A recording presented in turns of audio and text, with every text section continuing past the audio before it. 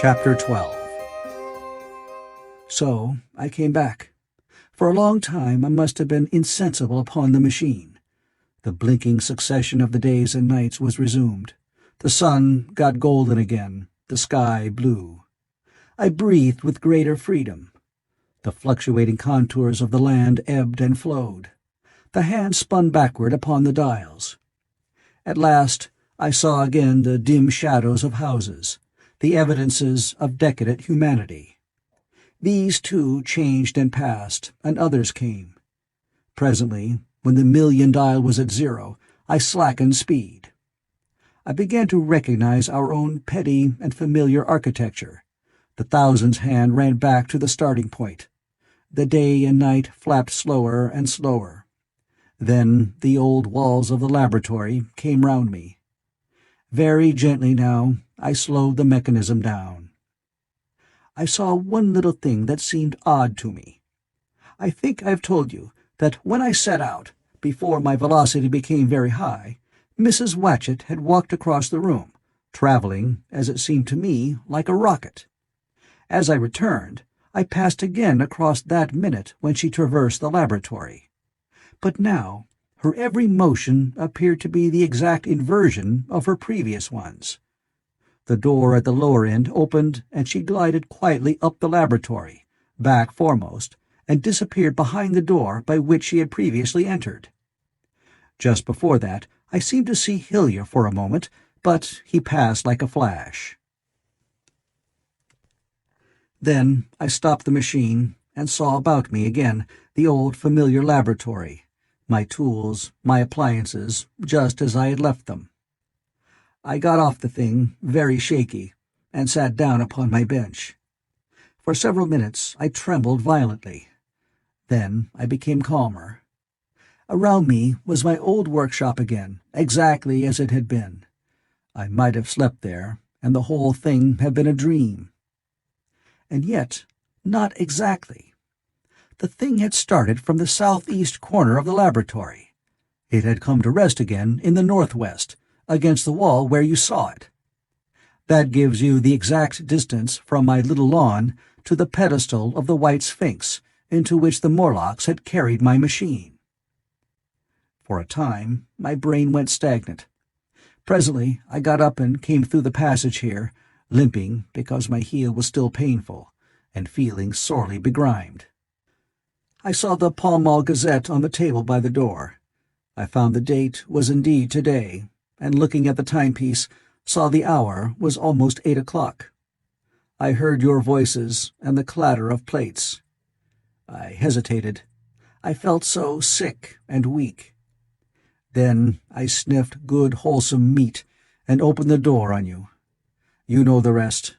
I washed and dined, and now I am telling you the story. I know, he said after a pause, that all this will be absolutely incredible to you.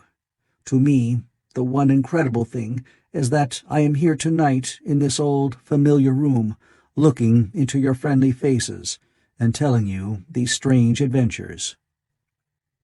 He looked at the medical man. No, I cannot expect you to believe it.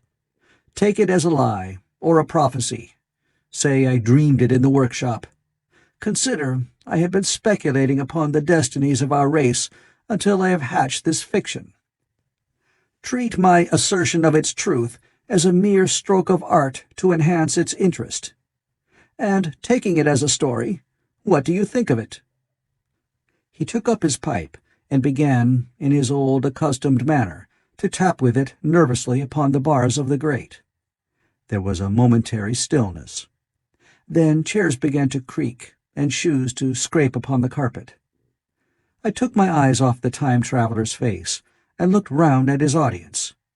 They were in the dark, and little spots of color swam before them. The medical man seemed absorbed in the contemplation of our host. The editor was looking hard at the end of his cigar, the sixth.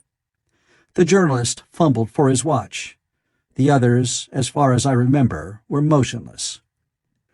The editor stood up with a sigh. "What a pity it is you're not a writer of stories," he said, putting his hand on the time-traveler's shoulder. You don't believe it?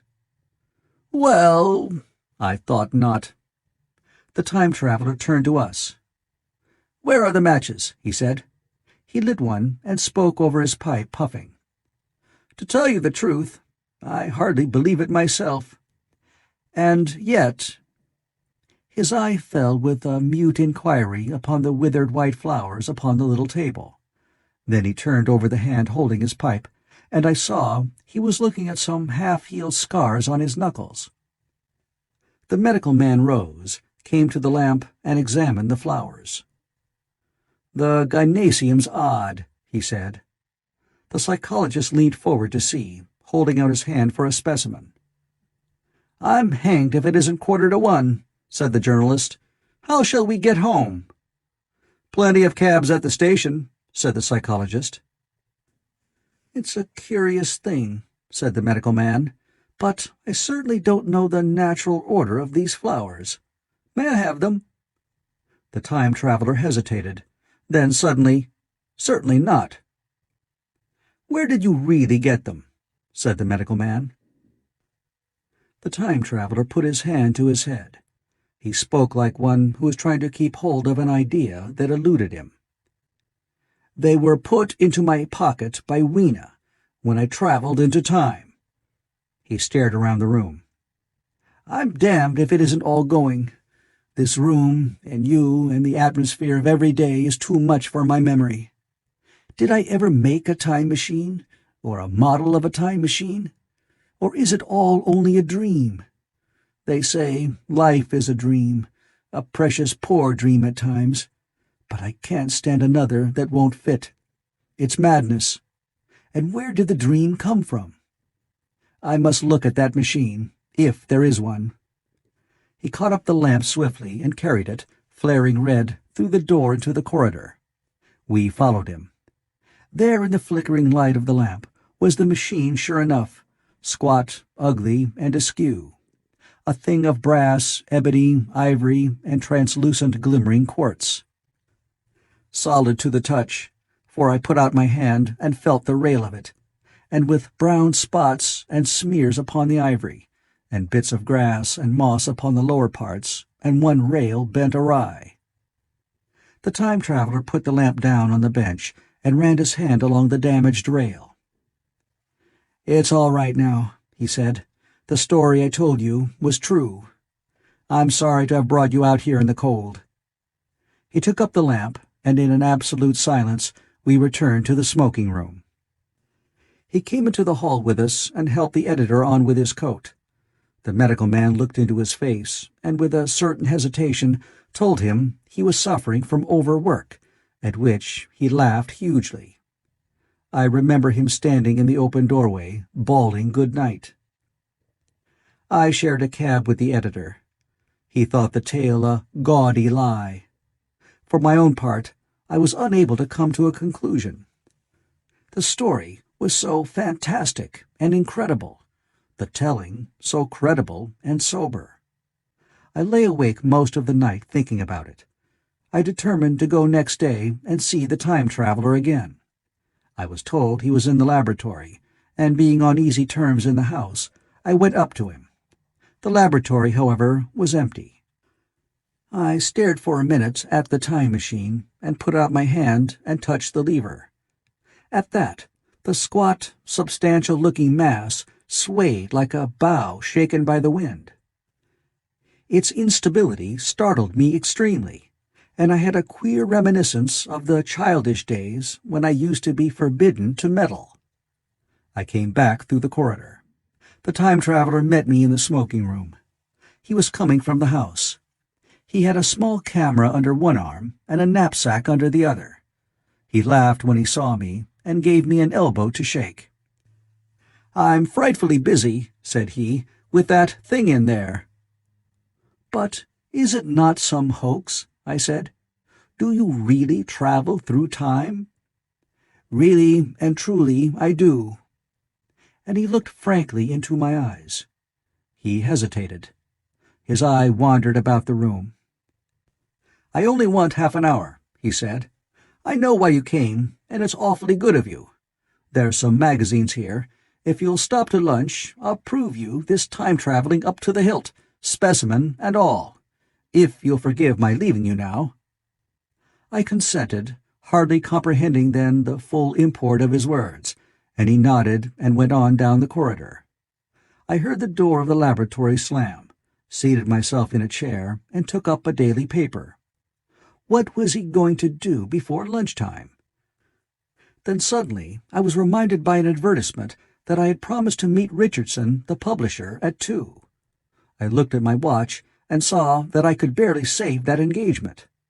I got up and went down the passage to tell the time-traveler.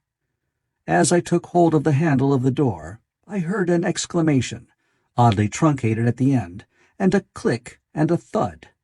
A gust of air whirled round me as I opened the door, and from within came the sound of broken glass falling on the floor. The time-traveler was not there. I seemed to see a ghostly, indistinct figure sitting in a whirling mass of black and brass for a moment, a figure so transparent that the bench behind with its sheets of drawings was absolutely distinct. But this phantasm vanished as I rubbed my eyes. The time machine had gone. Save for a subsiding stir of dust, the further end of the laboratory was empty. A pane of the skylight had, apparently, just been blown in. I felt an unreasonable amazement. I knew that something strange had happened, and for the moment could not distinguish what the strange thing might be. As I stood staring, the door into the garden opened, and the manservant appeared. We looked at each other. Then ideas began to come. "Has Mr. gone out that way?" said I. "No, sir. No one has come out this way. I was expecting to find him here." At that I understood. At the risk of disappointing Richardson, I stayed on, waiting for the time-traveler, waiting for the second, perhaps still stranger story, and the specimens and photographs he would bring with him.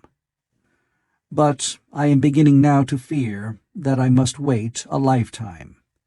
The time-traveler vanished 3 years ago, and, as everybody knows now, he has never returned.